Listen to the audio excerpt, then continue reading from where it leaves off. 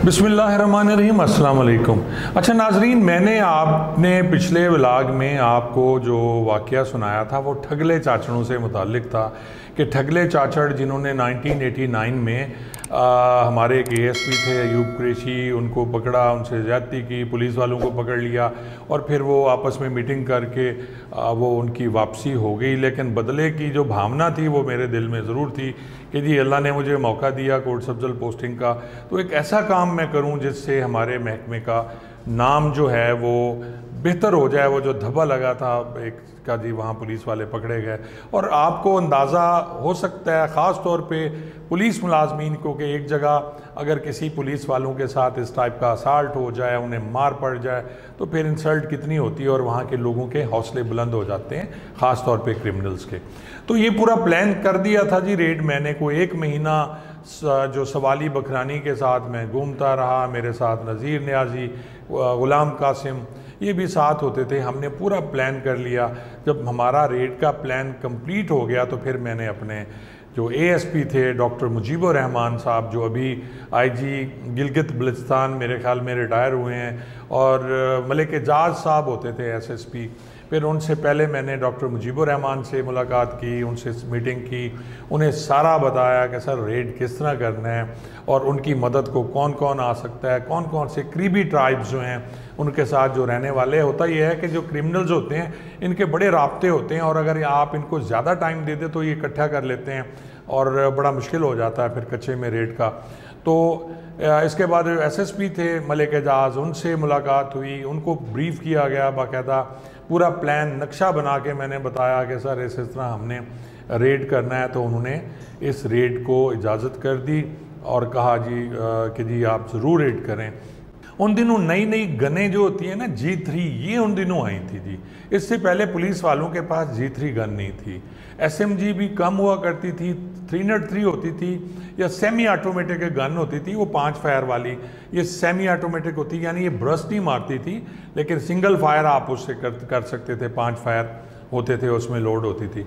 तो जो G3 है, ये पहली दफ़ा मैंने कोई 10 G3 मलिक एजाज साहब से ली और कच्चे के थाने के लिए बहुत इफ़ेक्टिव ये हथियार हो सकता है। और उसके बाद हमने रेड प्लान किया कि जी कब रेड करना है, और उस रेड में शामिल थे जी नवीद इकराम मरहूम, बड़ा तगड़ा पुलिस ऑफिसर, हमारा भाई भावलपुर का रहने वाला, ये DSP प्रमोट हुआ और शाहवाली में ये शहीद हो गया था डाकू से मुकाबला करते हुए। और मियाँ इरफानुल्लाह DSP सदर थे, सदर सादकाबाद। नवीद इकराम मरहूम जो थे ये DSP भोंग थे। और उसके बाद एक बशीर जम्मू साहब हुआ करते थे इंस्पेक्टर, ये अहमदपुर लम्हा थे, ये रैंकर थे लेकिन इनकी हमारे बनती नहीं थी, लेकिन अच्छे पुलिस ऑफिसर थे। और इस तरह प्लान करने के बाद हमने एक दिन बना लिया कि जी फ़लाँ डेट को हमने रेड पे जाना है। ये सितंबर की 2 तारीख थी जी 1993 की, जब हमने रेड प्लान किया। रात को 12 बजे पूरे सर्कल की नफरी और साथ जो है ज़िले से कुछ और भी नफरी मंगाई गई। अब हम जो इकट्ठे हुए थाने में, मुलाजमीन को उस वक्त अंदाज़ा नहीं था कि हमने कहाँ रेड करना है और कैसे करना है। मोबाइल फ़ोन्स नहीं होते थे जिसकी वजह से भी सिक्योर था। अब तो मोबाइल फ़ोन आम है और अक्सर ऐसे पुलिस वाले जिनमें गैरत नहीं है वो फ़ोन पे भी क्रिमिनल्स को इतला कर देते हैं। ब्रीफ़ किया गया जी तमाम मुलाजमीन को हमने करना क्या है और रेड कैसे होगा और कहाँ पे रेड होगा। और उसके बाद हम रवाना हुए जी। 2 ग्रुप बनाए गए थे। एक पार्टी जो थी उसमें मैं था, मेरे साथ डॉक्टर मुजीबुर रहमान साहब थे और SHO सिटी थे जी अब्बास अख्तर। और इसके बाद जो दूसरी साइड पे दूसरा ग्रुप था उसको लीड कर रहे थे मेरा मियाँ इरफानुल्लाह इंस्पेक्टर जो थाने सदर के SHO थे, और उनके साथ थे जी नवीद इकराम मरहूम और बाकी नफरी। अब हमने प्लान ये किया था कि जी पूरा घेरा डाल लेना है हमने मौजा शाहपुर को जी। अब उसके लिए जो नवीद इकराम और मियाँ इरफानुल्लाह ने अपनी नफरी लेके सिंध की तरफ से आना था। हमने सिंध पुलिस को भी ऑन बोर्ड किया था क्योंकि वो भी इनसे तंग थे, और सिंध पुलिस के कुछ जो सीनियर अफसरान थे उनसे बात हुई, उन्होंने भी साथ दिया और कुछ नफरी थाने अबाड़ों की आई और इस तरह घेरा डाल लिया गया पूरे माजा शाहपुर का, मैं, डॉक्टर मुजीबुर रहमान साहब, अब्बास अख्तर और ये नफरी जो थी, हम पंजाब की तरफ से थे और सिंध की तरफ से मियां इरफान और बाकी नफरी थी।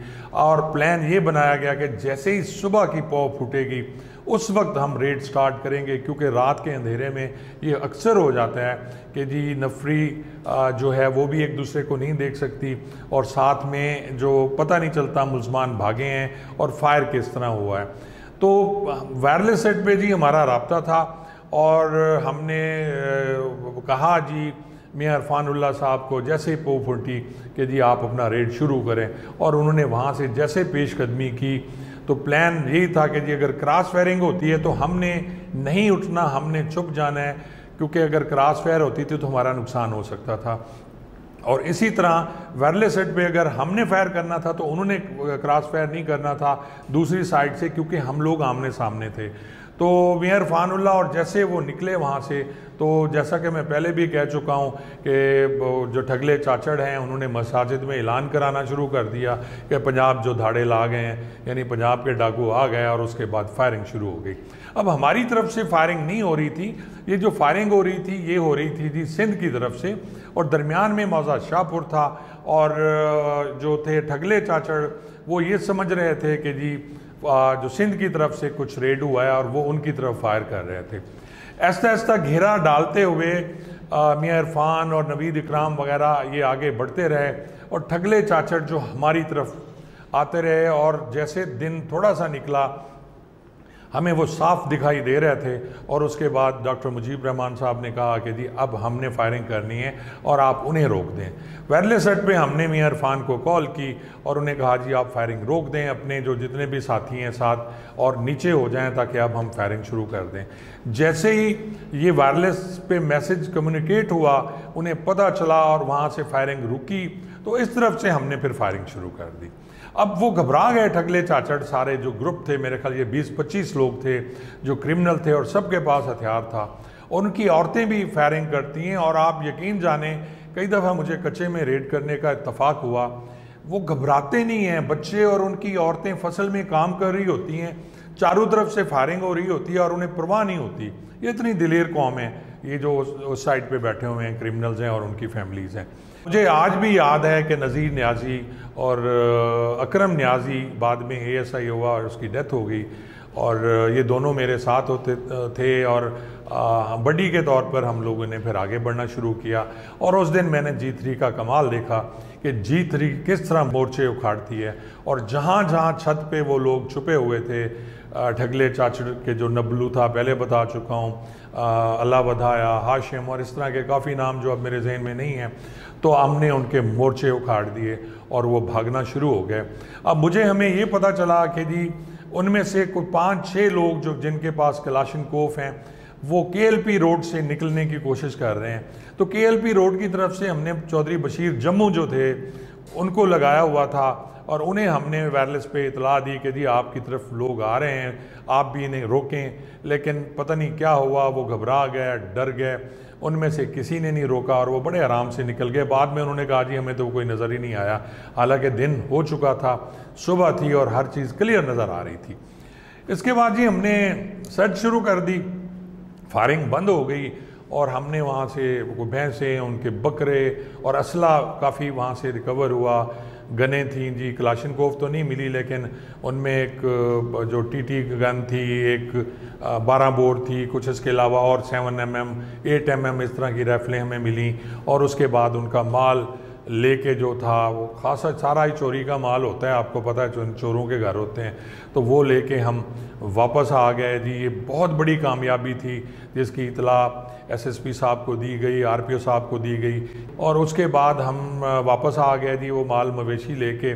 तो इलेक्शंस होने वाले थे मुझे याद है, तो उन दिनों नूर मोहम्मद खान लुंड जो MNA थे यारू लुंड के, उनसे मेरा बड़ा अच्छा ताल्लुक़ था।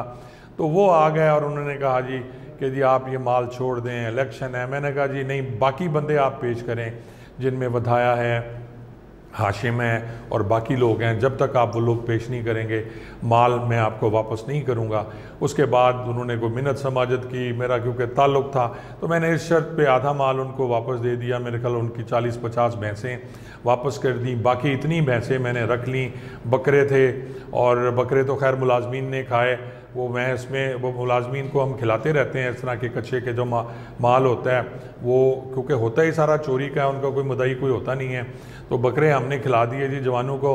और जो बकाया भैंसें थीं वो मैंने जितनी भी वारदातें हुई थी वहाँ चोरी की, उनके मुदई बुलाए और उनसे कुरान पाक पे हलफ लिया और एएसपी साहब के नोटिस में दे के, एसएसपी साहब के नोटिस में दे के वो माल उनके हवाले कर दिया जो सर्कल सादकाबाद की चोरियां हुई थी। ये बहुत बड़ी कामयाबी मेरी ज़िंदगी की और आज तक वहाँ के लोग, सादकाबाद के लोग इसको याद करते हैं। और मैं जो अपने मेरे पुलिस वाले भाई हैं, जूनियर हैं, सीनियर हैं, उनसे ये रिक्वेस्ट ज़रूर करूँगा कि जब भी आपने कहीं ऐसी जगह पे रेड करना है जो ख़तरनाक है, आप हमेशा उस पर ब्रीफिंग करें और फिर अगर नाकामी होती है या कामयाबी होती है वापस पे आप डीब्रीफिंग ज़रूर किया करें, पूछा करें और जहाँ जहाँ आपकी गलतियाँ हैं उन पे काबू ज़रूर पाएँ। अभी कल एक जवान जो है ननकाना का वो जा रहा था और उस पर फायरिंग हुई और वो फायर ही नहीं कर सका, पता चला जी उनकी गन जो है वो चली नहीं। असला सफाई अपने गनों की, थानों की आज भी आप चेक कर लें, आपको कहीं आपकी गन प्रॉपर नहीं मिलेगी। प्रॉपर राउंड जो है मैगज़ीन में नहीं होंगे। अगर 28 राउंड उसमें पड़ते हैं तो हार्डली उसमें 3 या 4 राउंड लेके ये लोग घूमते हैं। मडोरियल कभी नहीं पहनेंगे, एक्स्ट्रा कलाशन की मैगज़ीन कभी नहीं लेंगे।